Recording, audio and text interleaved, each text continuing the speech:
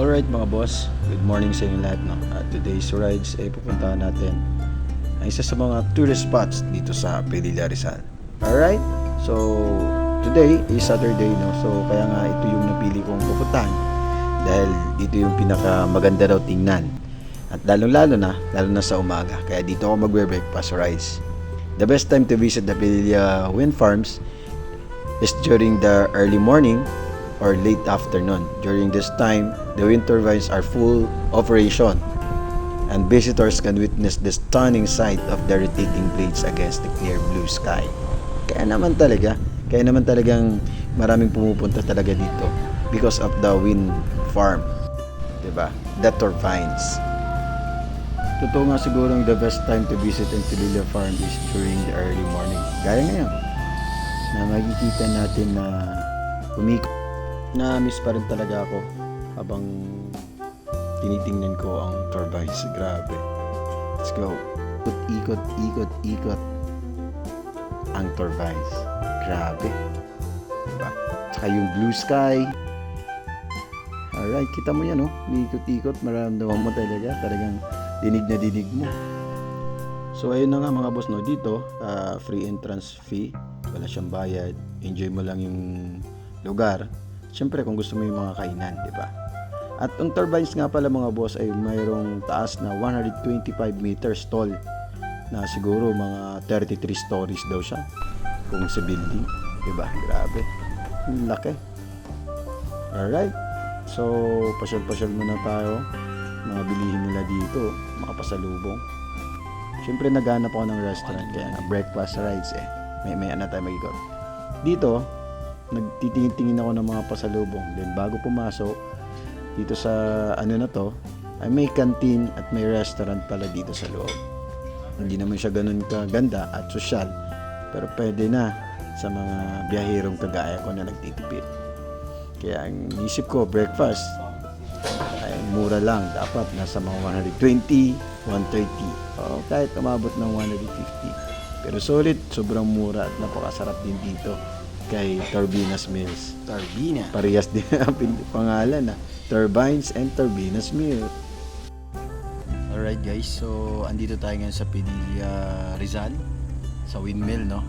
And then, dahil mag-breakfast tayo, check natin yung breakfast at chicken silog ni Turbina dito sa malapit sa windmill.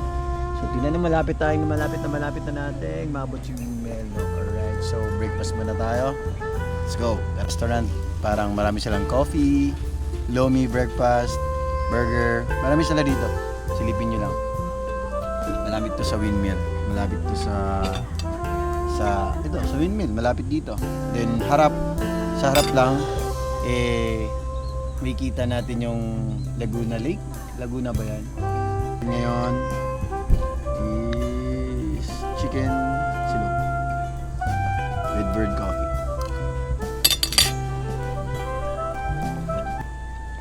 Ayan tayo. Sarap ah. Sarap. Ang sarap kumain dito. Lalo na pagka siyempre ito yung pupuntahan mo na lugar. Napaka-perfect kasi wala nang entrance, kain ka na lang dito. As makakita mo yung mga tanawin talaga. Siguro mas maganda dito kapag yung umaga pa eh. 7, medyo tanghali na rin ako eh. But anyway, ako lang yan. Better luck next time. Babalik pa rin tayo dito kay Turbina. Copper Ban! Ganda! Hindi mo magpa-picture?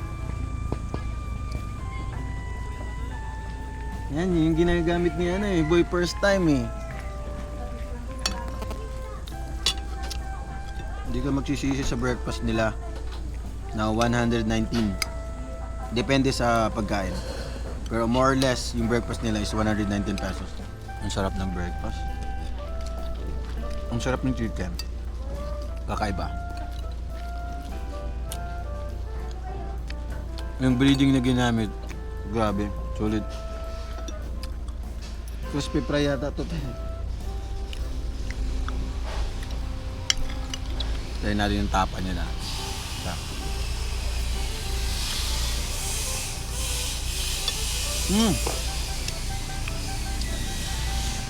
Ang sarap. Sarap ng tapa. Medyo mainit ng konti. 7:30 na. Flavored coffee.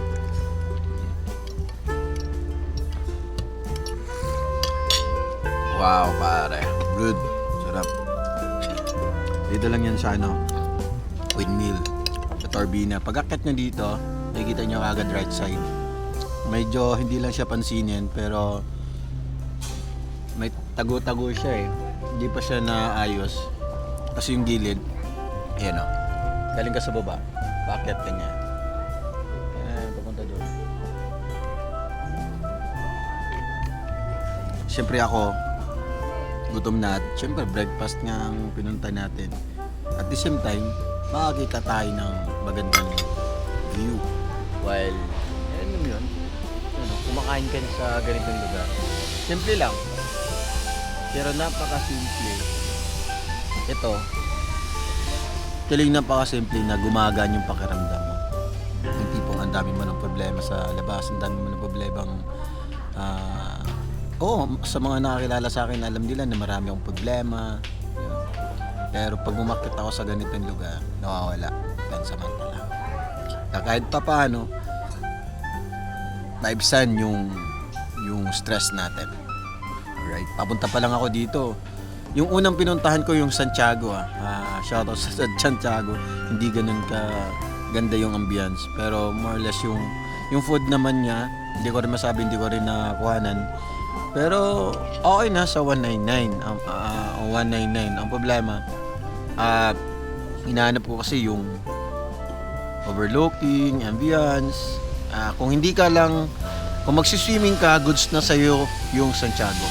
Pero kung hindi ka magsiswimming at hindi ka magpupul, huwag ka nang magstay at huwag ka na mag-breakfast. Hindi siya goods na for me na gumagala lang at mag-breakfast rides. Hindi siya sulit. Kasi once na sinasabi mo mag-breakfast rides, for me, yun yung time na nag-breakfast ka sa isang lugar na makakalimutan mo ang lahat eh. Diba? Kasi kung mag-breakfast ka lang, breakfast, sa marami naman. Kung sa Pasig, marami din, di ba?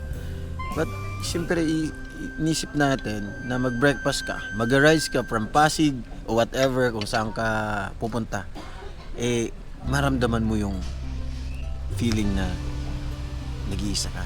At saka, nawawala yung stress mo talaga. Kaya subukan yung mag-breakfast rides din.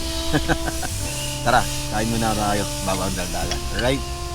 So, habang nagkakape ako, may madaming pumapasok sa isip ko. Sana mag-grow ang channel. Sana maging successful tayo. At nisip ko, sana hindi lang to ngayon. Sana matatapos din ang problema ko. Sana maging okay ang lahat. Lahat naman tayo nangangarap doon eh. Let's go. Ang sarap pagmasdan habang umiikot ang turbines. Yung tipo nakakalimutan ko na lahat yung problema ko. Sana lagi ako dito. Sana dito na lang ako. Diba? Sana matatapos din ang problema ko. Pero lahat naman yan ay pagdadaanan natin. Shoutout nga pala sa inyo lahat, no? Sa lahat pala na pumupunta dito sa wind farm. Ay sana dalawin nyo rin tong ang kininan sa Torbinas Mills. Masarap dito mga boss. At after kong kumain mga boss ay talagang bumaba na ako agad para masilayan ang Laguna Lake. Tara!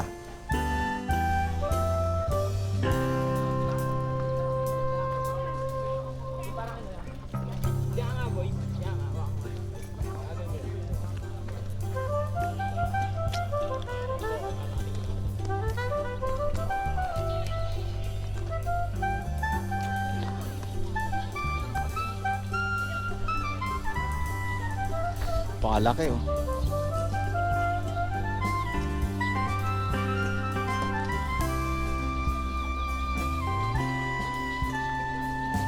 Hindi na naiikot, walang hangin eh.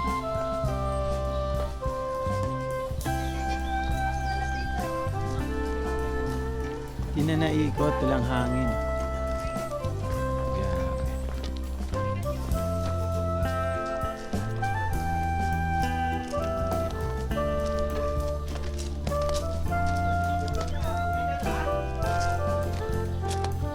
Meron din kainan doon.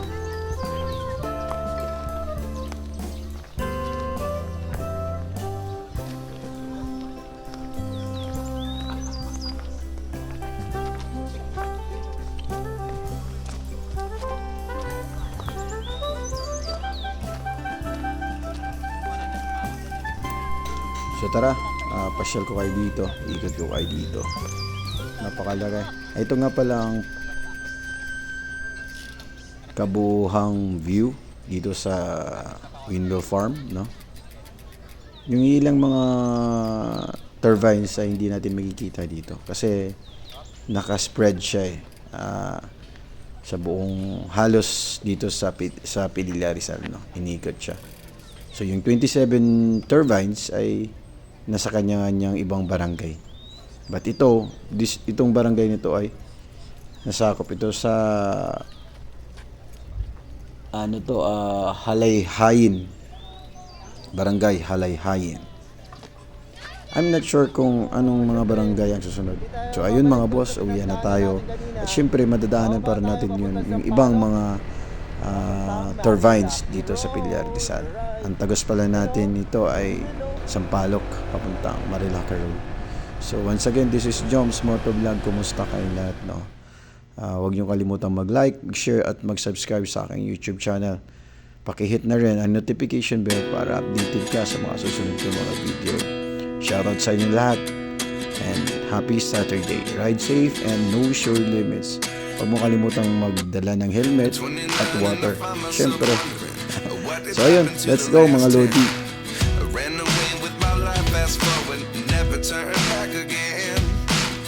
It's kind of funny that the more we pass time, the more we need to set the rewind. And I